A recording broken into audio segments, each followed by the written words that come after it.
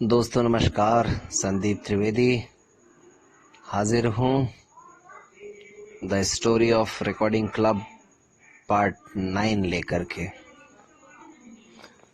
तो दोस्तों अब तक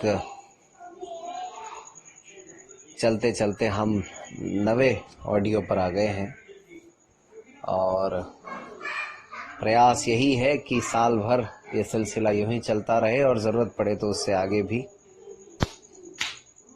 हम उस मोड़ पर पहुंच चुके थे जो बहुत महत्वपूर्ण रहा इस पूरी यात्रा में, यानी जुलाई 2009 में मुझे राजकीय उच्च माध्यमिक अंध विद्यालय आदर्श नगर अजमेर में कंप्यूटर इंस्ट्रक्टर के पद पर कार्य करने का अवसर मिला और यहीं से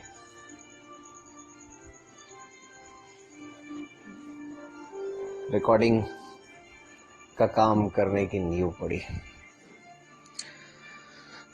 दोस्तों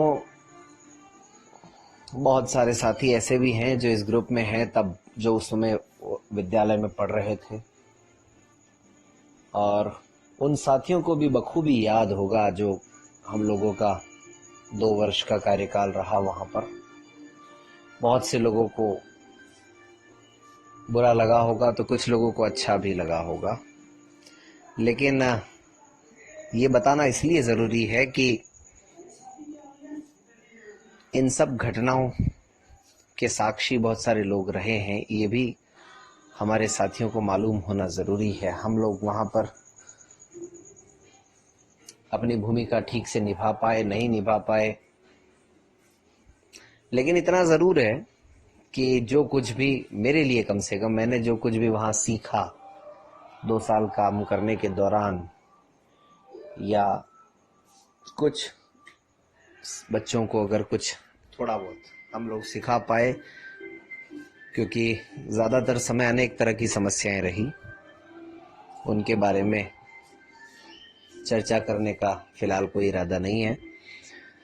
तो दोस्तों जब हम 2010 में प्रवेश किए, यानी 2009 से 2010 का पहला सत्र समाप्त हुआ, तब तक पूरा साल ऐसे ही निकला।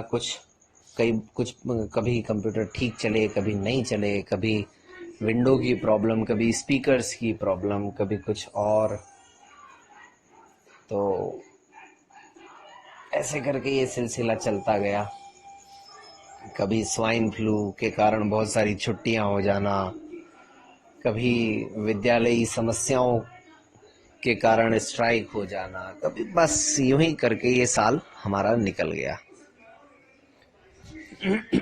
और चूंकि हम लोग संविदा पर थे तो नियम ये भी था कि जब जब छुट्टियां होती थी तो उसका वेतन हमें नहीं मिलता था। तो 2010 यानी दूसरे साल में जब प्रवेश किया तो 1-2 महीने स्थिति सामान्य रही, लेकिन मुझे याद आता है कि शायद अगस्त का एंड या सितंबर की शुरुआत में कुछ ऐसी परिस्थितियां रहीं कि कुछ बच्चों ने प्रिंसिपल मैडम जो थी तत्कालीन, रंजू पारिक मैडम, उनसे भी अप्रोच की और हमसे भी ये कहा कि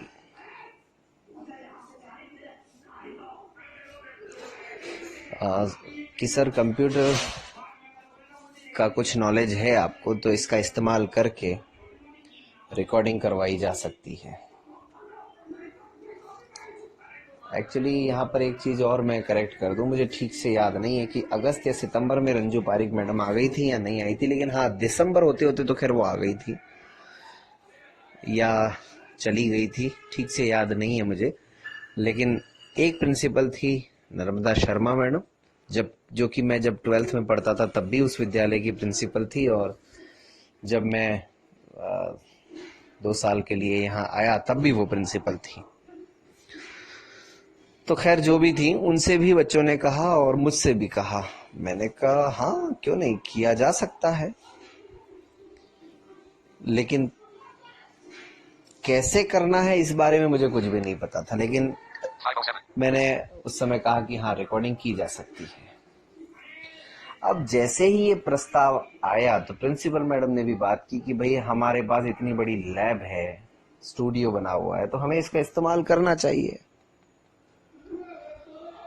तो तब तक स्थिति मेरे लिए भी इतनी सहज हो गई थी कि मैं वेबसाइट्स वगैरह आराम से देख लेता था। और NAB दिल्ली तो मैं जा कर के आ ही चुका था। डेजी की बहुत सारी कैसेट्स वहाँ से, सीडीज मतलब वहाँ से मैं लेकर के आया था। और उनमें वो गुडीज के नाम से भी एक सीडी देते थे, तो उसमें काफ़ी सारे सॉफ्टवेयर्स वगैरह होते थे। तो कुछ सॉफ्टवेयर उनमें ऐसे थे जो डेजी प्लेयर थे, तो मुझे लगा कि हाँ कुछ तो है। और उनमें पढ़ करके मैं देख चुका था कि पेज, नेविगेशन, हेडिंग्स, फ्रेज, ये सब होता है, वो सारी चीज़ें मैं देख चुका था। लेकिन तब तक मुझे ये नहीं पता था कि क्या मैं भी इस काम को कर सकता हूँ। तो यहां से दोस्तों एक फिर वही बात मेरे लिए कि एक जिज्ञासु मेरी प्रवृत्ति जैसी है, मेरी प्रकृति जैसी है। एक बार फिर उस मेरे जिज्ञासु स्वभाव का काम शुरू हुआ, और रात रात भर जाग करके सुबह जल्दी उठ करके मैंने डेजी फॉर्मेट के बारे में जितना मैं नॉलेज ले सकता था या रिकॉर्ड कैसे करना है वो सब लेना शुरू किया। इसी दौरान एक सॉफ्टवेयर के बारे में मुझे पता चला, और जो कि सॉफ्टवेयर होता है ओबी के नाम से, OBI। तो उस सॉफ्टवेयर में उसको डाउनलोड करने, या मतलब कहाँ से वो डाउनलोड किया जाए, वो एक चुनौती रही। लेकिन जैसे तैसे वो भी समस्या हल हो गई। जब वो हल हो गई तो उसके बाद में मैं स्कूल में जब होता था तो हम लोगों ने काम बांट लिया था। आलोक जी जो है क्लासेस देखा करते थे, और मेरा पूरा ध्यान जो ब्रेल एम्बोजर था उस पर और रिकॉर्डिंग का काम पर होता था कि इसके लिए सॉफ्टवेयर को कैसे उसमें काम किया जाए। और जब घर पे टाइम मिलता था तो मैं घर पे भी ये करता था। और उससे पहले दोस्तों ये बताने की आवश्यकता नहीं है, हम सब जानते हैं कि हम, आपके यहाँ भी बहुत, बाहर भी बहुत सारी जगहों पे रही होगी, और हमारे यहाँ भी ये स्थिति थी कि टेप की जो कैसेट्स थी उन्हीं से पढ़ाई होती थी। मैंने भी उन्हीं से पढ़ाई की है।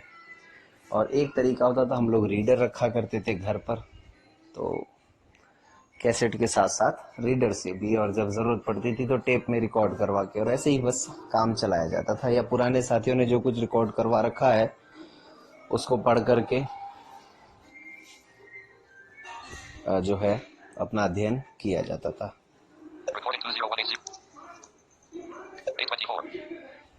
तो काफी मेहनत मशक्कत करने के बाद उस सॉफ्टवेयर को इंस्टॉल करने में सफलता मिली। और जैसा कि मैंने एक बार पहले जिक्र किया था कि मुझे कंप्यूटर सिखाने में जो हेल्प फाइल्स होती हैं उनका बहुत बड़ा योगदान रहा दोस्तों। तो यहाँ पर भी वो नॉलेज काम आया। मैंने बहुत अच्छी तरह से एक एक चीज को पढ़ पढ़ के समझा, प्रयोग किए, अलग अलग कई कई दिन लग जाते थे। एक एक मिनट की फाइल बना करके देखी, 10 मिनट की बना, अलग अलग तरीके से बहुत प्रयास किए, प्रयोग किए। और लोगों के मुंह से भी ये सुना था और खुद देखा भी था कि दिल्ली में बड़ा अच्छा सेटअप है, वहाँ पे डेजी का बहुत अच्छा काम होता है। वहाँ की रिकॉर्डिंग मेरे पास थी तो मैं सुन चुका था कि क्वालिटी कितनी शानदार है उसकी। तो मुझे कुछ भी समझ में नहीं आ रहा था कि ये हमारे लिए पॉसिबल कैसे होगा। लेकिन धीरे धीरे धीरे धीरे जैसे जैसे इस सॉफ्टवेयर को मैं समझने लगा तो मुझे समझ में आया कि ये तो कमाल इस सॉफ्टवेयर का भी है, हो सकता है, और स्टूडियो का भी कमाल हो सकता है। लेकिन कोई बात नहीं, तब से ही एक तरह से मैंने अपना ये सिद्धांत बना लिया था दोस्तों कि मिनिमम रिसोर्सेस मैक्सिमम वर्क। चाहे संसाधन सीमित हो, कम हो, लेकिन उसका भरपूर इस्तेमाल करना है। यही हुआ भी। एनटीपीसी की लैब थी, वहाँ हेडफोन्स भी थे, कंप्यूटर तो थे ही।